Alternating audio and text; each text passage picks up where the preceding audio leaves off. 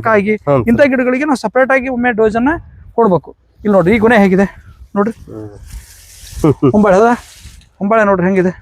ಇದು ಇಷ್ಟು ಹಾಳೆ ಐತಲ್ಲ, ಇದು ಕಡಿಮೆ ಅಂದ್ರೆ 4 ಅಡಿ. ಹೌದು ಸರ್. ಹೌದಾ, 4 ಅಡಿ ಇದೆ ಉದ್ದ. ಹೌದಾ, ಅಗಲ ನೋಡ್ಕೋರಿ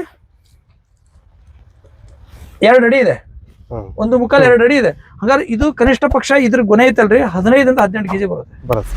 ನಿಮ್ದ್ರಲ್ಲೇ ಹೈಯೆಸ್ಟ್ ತೂಕ ಎಷ್ಟು ಬಂದವ್ರಿ ಗೊನೆ?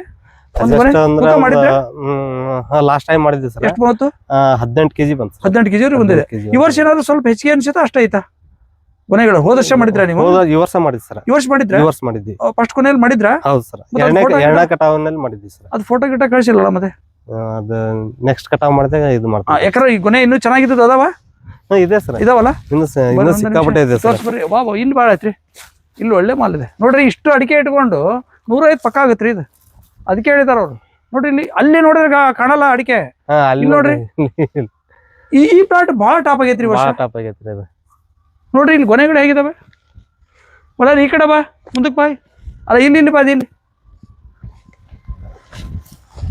ಇಲ್ಲಿ ಹತ್ರ ಬಾ. ಇಲ್ಲಿ ಎಲ್ಲ ನೋಡಿ, ಇವು ಎಂತೆಂತ ಗೊನೆ ಅದಾವ್ರಿ ಇಲ್ಲಿ ನೋಡ್ರಿ. ಇಲ್ಲಿ ಒಂದು 35-40 kg ಮೇಲೆ ಅದ್ರಿ ನೀವು.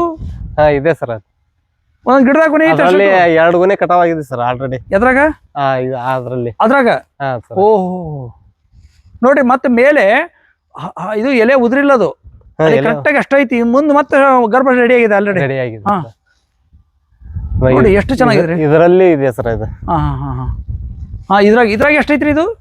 ಇದ್ರಾಗ ಅದು ಎಲೆ ಮುಚ್ಚಿಬಿಡತ್ತಲ್ಲ? ಎಲೆ ಮುಚ್ಚಿದೆ ಸರ್. ಜಾಸ್ತಿ ಐತಲ್ರಿ ಇದು. ಇದು ಒಳ್ಳೆ ಸಾಕಷ್ಟಿದೆ. ಎಷ್ಟು 4 ಗೊನೆ ಇರ್ಬೇಕನಪ್ಪ ಇನ್ನು. ಇದು ಇನ್ನೊಂದು 4 ಗೊನೆ ಇದೆ ಸರ್ ಅದು. ನೋಡಿ ಇಷ್ಟು ಚೆನ್ನಾಗಿ ಬೆಳೆ ಬಂದಾಗ ನಾವು ರೈತರು ಎಲ್ಲಿ ಮಿಸ್ ಮಾಡ್ತೇವೆ ಅನ್ನೋದನ್ನ ಕಂಡ್ಕೋಬೇಕು ಸರ್. ನಿಜವಾಗ್ಲೂ ನಾವು ಎಲ್ಲಿ ತಪ್ಪು ಮಾಡ್ತೇವೆ ಅಂದ್ರೆ, ಎಲ್ಲಿ ಬರ್ತಾ ಇದೆ ಅದಕ್ಕೆ ಹಾಕೊಂಡು ಅದನ್ನ ಡೆವಲಪ್ ಮಾಡ್ಕೊಂಡ್ಬಿಟ್ರೆ ಹಿಂದೆ ಕೂಡ ರಿಕವರಿ ಆಗಿಬಿಡ್ತವೆ.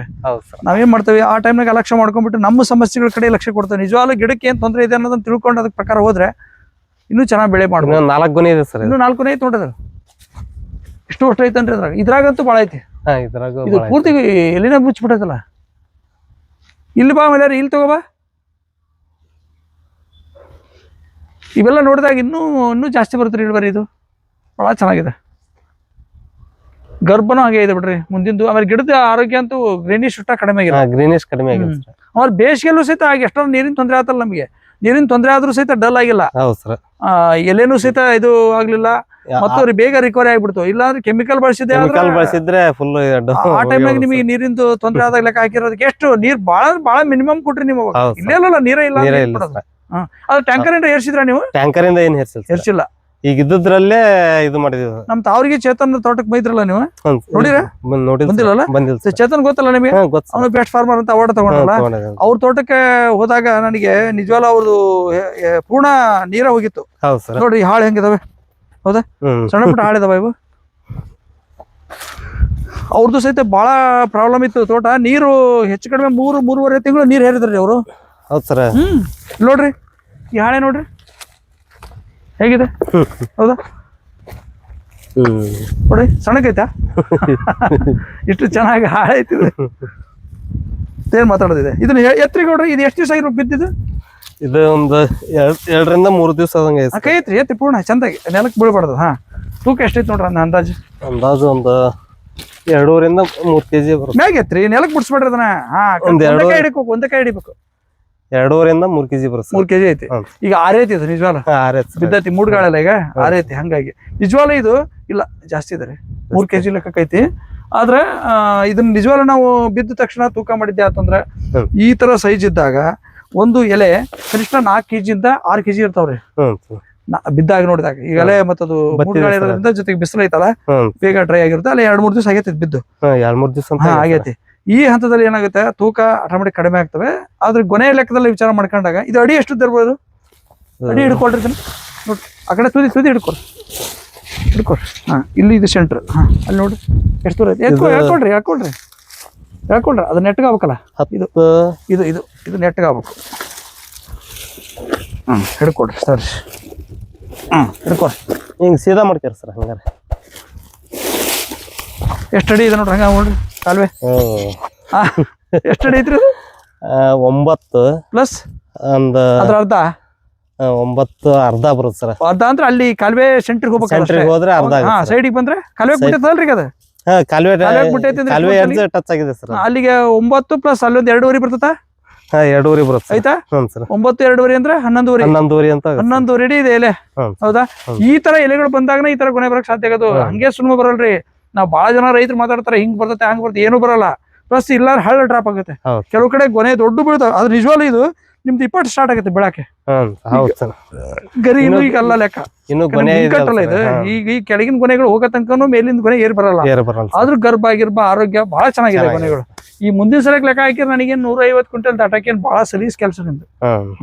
ಅವಾಗ 150ಕ್ಕೆ ಬಂದ್ರೆ ಎಷ್ಟ್ರಿ ನಾವು ಒಂದ್ ಗೊನೆ ಎಷ್ಟು ಒಂದ್ ಗಿಡಕ್ಕೆ ಎಷ್ಟು ಬರ್ಬೇಕು ಅಂತ ಆಗುತ್ತೆ ಅಲ್ಲಿ ಒಂದ್ ಗಿಡಕ್ಕೆ ಸರ್ ಒಂದ್ ಗಿಡಕ್ಕೆ ಎಷ್ಟು ಬರ್ಬೇಕು ಅಂತ ಆಗುತ್ತೆ ಒಂದ್ ಗಿಡಕ್ಕೆ ಇನ್ನೊಂದ್ 5 kg ಎಕ್ಸಸ್ ಆದ್ರೆ ಸಾಕು. 5 kg ಪ್ಲಸ್ ಆಗ್ಬಿಟ್ರೆ 5 kg ಏನ್ ನಮಗೆ ಸಣ್ಣ ಗೊನೆ ಬಂದು ಸಾಕು ಒಂದ್ ಸಣ್ಣ ಗೊನೆ. ಯಾಕಂದ್ರೆ ನಿಮ್ದೊಂದು 16-18 kg ತನಕ ಬಂದಾವ ಇದ್ರಾಗ ಒಂದ್ ಗೊನೆಗಳು.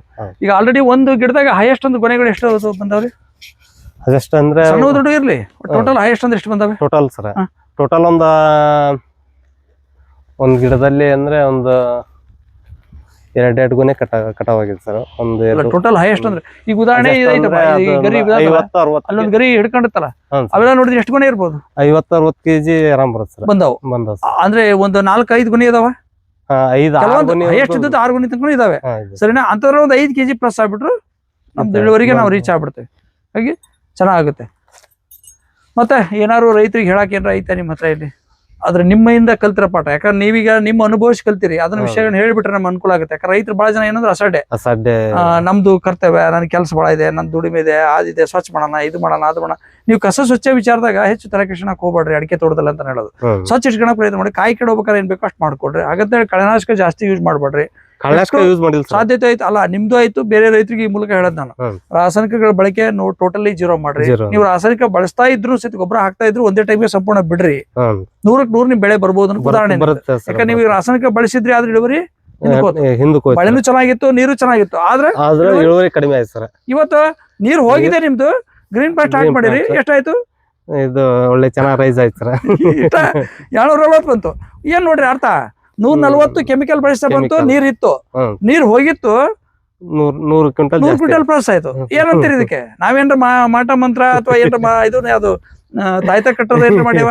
ಏನು ಮಾಡಿಲ್ಲ. ನಿಮ್ ತೋಟ ನೀವ್ ಮಾಡ್ರಿ ಇಷ್ಟು ಚೆನ್ನಾಗಿ ಮಾಡಿದ್ರಿ. ಬೆಳೆನೇ ಮತ್ತೆ ಸ್ಪ್ರೇ ಮಾಡಿಲ್ಲ ಏನಿಲ್ಲ ಬರೀ ಭೂಮಿ ಕೊಟ್ಟದ್ದೇ ಇಷ್ಟು ಕೆಲಸ ಮಾಡೈತಿ ಅಂದ್ರೆ ಆದ್ರ ನಾವ್ ಹೇಳಿದಂತ ವಿಷಯಗಳನ್ನ 100ಕ್ಕೆ 100 ಅಳವಡಿಸಿದ್ದೇ ಆಗಿದ್ರೆ ನಿಮ್ಗೆ ಈ ಸರಿ 300 ಬರ್ತದೆ ಅನ್ಸಾಕತೈತಿ.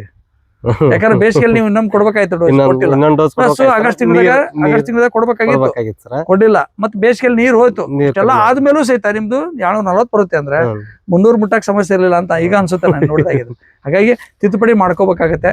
ಯಾಕಂದ್ರೆ ಇದು ನಿಮ್ ಸಲುವಾಗಿ ನೀವು ಮಾಡ್ರಿ. ಬೇರೆಯವ್ರು ಯಾರೋ ನನ್ನ ಒತ್ತಡಕ್ಕೆ ನಿಮ್ ಒತ್ತಡಕ್ಕೆ ಅನ್ನೋದಕ್ಕಿಂತ ನಿಮ್ ಸಲುವಾಗಿ ನೀವು ಮಾಡ್ಕೊಂಡು ಇನ್ನೂ ಚೆನ್ನಾಗಿ ಬೆಳೆ ಮಾಡಕ್ಕೆ ಅನುಕೂಲ ಆಗಲಿ ಅಂತ ಹೇಳ್ತಾ ತಮ್ಮ ಒಂದು ಅನುಭವ ಮೇಲೆ ಈ ಕಡೆ ತಗೋ ತಮ್ಮ ಅನುಭವನ ಏನು ಇವತ್ತಷ್ಟು ತನಕ ಹೇಳಿದ್ರೆ ನಮ್ಮ ಹತ್ರ ಇದು ಅನೇಕ ರೈತರಿಗೆ ಅನುಕೂಲ ಆಗುತ್ತೆ ಅಂತ ಹೇಳಿ ನಾನು ವಿಡಿಯೋನ ಈ ಮೂಲಕ ರೆಡಿ ಮಾಡಿದ್ದೀನಿ. ತಾವು ಈ ಒಂದು ಅನುಭವನ ಹಂಚ್ಕೊಂಡಿದ್ದೀರಾ. ತಮ್ಮ ಒಂದು ಸಂಪರ್ಕ ಸಂಖ್ಯೆ ಒಂದು ಹೇಳ್ಬಿಡ್ರಿ ನಮ್ಮ ರೈತರಿಗೆ ಮತ್ತೊಂದ್ಸಲ ಅನುಕೂಲ ಆಗುತ್ತೆ. 63 60 30 50 48. ತಮ್ಮ ಹೆಸರು ಹನುಮಗೌಡ ಕರ್ಜಿಗಿ. ನಿಮ್ದು ಕೋಡ ಮತ್ತು ಹಾಸ್ಪಾವಿ ಮಧ್ಯದಲ್ಲೇ ದಿವಿಗೇಳಿ ಅಂತ ಗ್ರಾಮ. ಇಲ್ಲಿ ನೀವು ಯಾರೇ ಬಂದ್ರು ರೈತರು ಡೈರೆಕ್ಟ್ ನೋಡಿ ತಿಳಿಸಾಕ ಅವ್ರು ರೆಡಿ ಇದಾರೆ ನಮ್ಮ ರೈತರು. ಪ್ಲಸ್ ಇಲ್ಲಿ ಆಲ್ರೆಡಿ ಬಂದ್ಬಿಟ್ಟು ನೀವು ಕಣ್ಣಾರೆ ಅನುಭವ ತಗೊಂಡ್ಬೇಕಾರೆ ನೀವು ಅಗ್ರಿಕಲ್ಚರ್ ಕೃಷಿ ಮಾಡ್ರಿ. ಆದ್ರೆ ಕೃಷಿಯಲ್ಲಿ ಮಾಡಿದಾಗ ಹಿಂದಕ್ಕೆ ಹೋಗ್ಬೇಡ್ರಿ. ಯಾಕಂದ್ರೆ ಬಂದ ಮೇಲೆ ನೀವು ಕರೆಕ್ಟಾಗಿ ತಿಳ್ಕೊಂಡ್ ಬರ್ರಿ. ಏನೇ ಅನುಮಾನಗಳಿದ್ರೆ ಮೊದಲು ಪಕ್ಕಾ ಕ್ಲಿಯರ್ ಮಾಡ್ಕೊರಿ. ಮೈಂಡ್ ಸೆಟ್ ಕ್ಲಿಯರ್ ಮಾಡ್ಕೊಂಡ್ರೆ ಒಂದು ಸಲ ಸ್ಟಾರ್ಟ್ ಆದ್ರೆ ನಾವು ಹೇಳಿದಂಥ ಕಂಡೀಷನ್ಗೆ ಒಪ್ಕೊಳಕ್ಕೆ ರೆಡಿ ಇದ್ರೆ ಅದಕ್ಕೆ ನಾವು ಗೈಡ್ ಮಾಡಕ್ಕೆ ನಾವು ರೆಡಿ ಇದೆ ಅಂತ ಹೇಳ್ತಾ ನಿಮಗೆ ಹೇಗಾಗೈತೋ ಅದಕ್ಕಿಂತ ಚೆನ್ನಾಗಿ ಅವ್ರದ್ದು ಮಾಡಿಸ್ಕೊಡೋಣ. ಮತ್ತಿಗೆ ನಿಮ್ದನ್ನ ಮುಂದಿನ ವರ್ಷ 300 ಕ್ವಿಂಟಲ್ ತಗೊಂಡು ಮತ್ತೆ ನಾನು ವಿಡಿಯೋ ಮಾಡಕ್ಕೆ ನಿಮ್ಮ ಮೂಲಕ ಬರ್ತೇನೆ ಅಂತ ಹೇಳ್ತಾ ಇಷ್ಟೋ ತನಕ ನನ್ನ ಜೊತೆಗೆ ಇದ್ದು ತಮ್ಮ ಕೆಲಸದ ಮಧ್ಯೆ ಏನೋ ನೀರು ಅದೇನೋ ಮಾಡ್ತಾ ಇದ್ರಿ. ಆ ಟೈಮಲ್ಲೇ ಬಂದು ನನಗೆ ಅನುಕೂಲ ಈ ವಿಚಾರಗಳನ್ನು ಹಂಚ್ಕೊಂಡಿದ್ರಿ. ತಮ್ಮೆಲ್ಲರಿಗೂ ವಂದನೆಗಳನ್ನು ಅರ್ಪಿಸಿ ನಾನು ಮಾತ್ರ ಮುಗಿಸ್ತೇನೆ. ನಮಸ್ಕಾರ.